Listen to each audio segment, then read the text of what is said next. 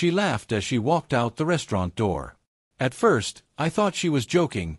She always joked. But as the minutes turned into hours, and the waiter kept refilling my water out of pity, I realized she wasn't coming back. That was 5 years ago. 5 years since the night my wife, Clara, left me sitting alone in a crowded restaurant, surrounded by murmured whispers and sympathetic stares. 5 years since she shattered something inside me that I've never quite repaired. And now, she's standing in front of me again. Older, thinner, her hair shorter but still the same chestnut brown I used to trace with my fingers while she slept. Her lips part, her eyes widening in disbelief as she looks over my shoulder. Because she's not staring at me. She's staring at the man standing behind me. But I'll get to that part. 5 years earlier, Clara and I had been married for 3 years. She was laughter and light, a free spirit who could walk into a room and somehow make the air shimmer. I was more grounded, steady, quiet. We balanced each other, or so I thought. That night, she suggested dinner at a new Italian restaurant downtown. It was one of those places with soft jazz, warm lighting, and wine bottles stacked like art. We were seated at a corner table, candles flickering between us. I remember the way her face glowed in that light, mischievous, beautiful, impossible to read. Halfway through dinner, she leaned in with that teasing smile.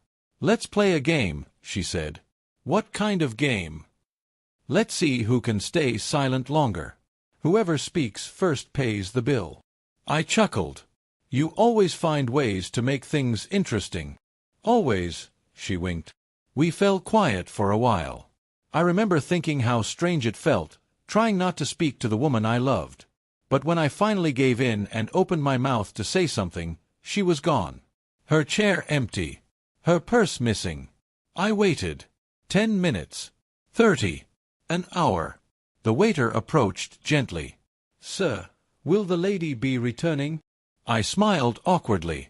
"Yeah, I think so. It's a joke." But it wasn't. She never came back that night. Or the next. Or ever, really. I called. Texted. Drove to her sister's house. Her mother's. Her friends.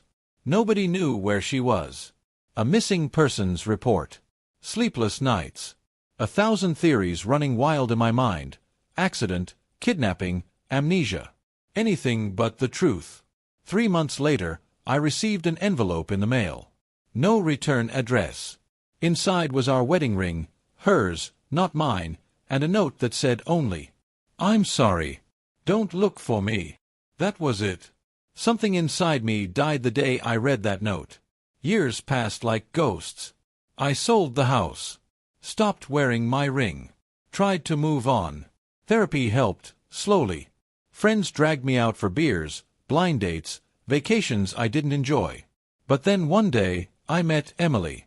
She wasn't Clara. She was quieter, steadier, and more real. There were no games, no mystery. Just warmth. She helped me find laughter again. When we married 2 years later, I promised myself never to look back. I meant it. Until last week. I was at a charity gala, work event, black tie, elegant crowd.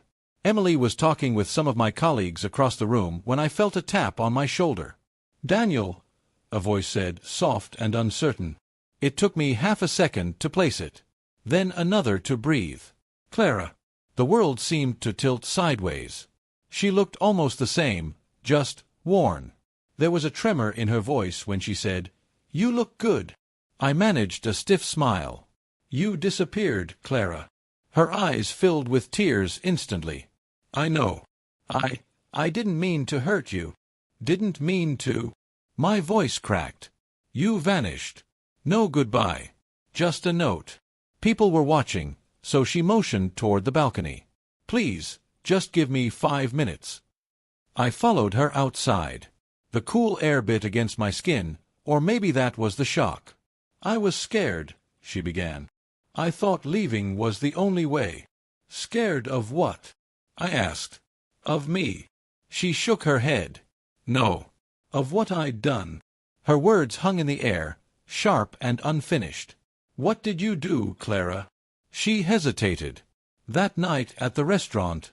I wasn't playing a joke. I was meeting someone." I felt my chest tighten. She looked down. It wasn't supposed to happen, but I fell for him. It was stupid, reckless. I thought he loved me. I thought I was in love. I could hear the blood roaring in my ears. You left your husband, our life, for someone else? Without a word. I was going to tell you, she said weakly. But when I saw you sitting there, waiting, looking so kind, I panicked. I couldn't face what I'd done. So I ran. She wiped her eyes. And when it all fell apart, when he left me, I couldn't bear to reach out. You didn't deserve that pain twice. I wanted to hate her. I really did. But hearing her voice again after 5 years, it tangled everything. Why now? I asked. She hesitated, then said, because I saw your name in the papers. You're successful. Happy. I wanted to tell you I'm sorry in person before I left town. Before you left. I'm moving abroad. Starting over. I stared at her, every word slicing deeper than the last. You already did that once, Clara. She flinched. I know. I ruined everything. You have every right to hate me. I didn't reply. There was nothing left to say. After a long silence, she whispered, Can I ask you something? What? Do you ever think of me? The question hit me like a sucker punch. Yes, I said finally. But not the way you hope. And with that, I turned and walked away.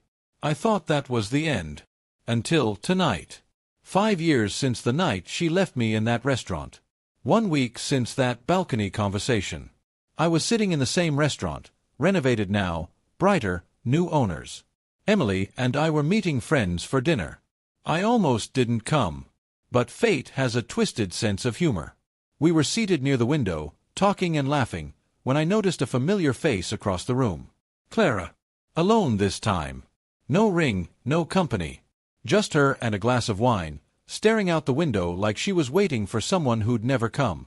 Our eyes met briefly. I saw her stiffen, the color draining from her face. She started to stand, then froze completely. Because as she looked past me, behind me, her expression changed from shock to pure horror. I turned slightly. The man walking toward our table was tall, dark-haired, sharply dressed. One of my business partners, and, coincidentally, Emily's old friend. His name was Adam. But from the way Clara's lips trembled, from the whisper that escaped her mouth, "Oh God!" Adam, I realized he wasn't just anyone to her. He was the man she'd left me for. The man who had abandoned her, just as she'd abandoned me. And now, fate had seated us all in the same restaurant, years later, beneath the same flickering candles. Emily smiled warmly at him. "Adam, you made it." He grinned, oblivious to the storm unraveling around us. "Wouldn't miss it." I watched Clara crumble silently in her chair, eyes darting between us. Her chest rose and fell in quick, panicked breaths. She whispered, "You're with her." I didn't answer. Emily glanced between us, confused. "Do you two know each other?" Clara looked at me, pleading silently for mercy, for the truth not to be spoken aloud. But something inside me, years of pain, humiliation, sleepless nights, rose to the surface. "Yes," I said quietly. "We used to be married." The table fell silent. Adam's smile vanished. Emily's face went pale. Clara looked like she might faint. Adam muttered, "Clara." Her voice broke. "You said you'd never tell him." Adam turned away, jaw clenched. "You promised you'd never contact me again." Emily's hand trembled against mine. "Daniel, what is this?" I took a deep breath. This is the woman who walked out on me 5 years ago. The woman who left me sitting alone in this very restaurant. Clara began to cry, quiet, shaking sobs that made the entire room turn to look. "I didn't know he was your friend," she choked out. I looked her in the eye. "You didn't care who you hurt then. Why should it matter now?" The waiter appeared awkwardly beside us, asking if everything was all right. Nobody answered.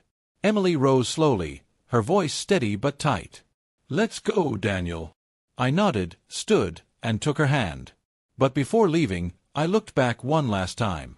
Clara sat alone at the table, face buried in her hands, surrounded by the same flickering candlelight that had once made her seem angelic. Now it only highlighted how broken she'd become. Outside, the night air felt cold and clean. Emily didn't speak for a while, and I didn't push her to. We walked in silence until she finally said, "That was her, wasn't it?" "Yes." "Do you still love her?"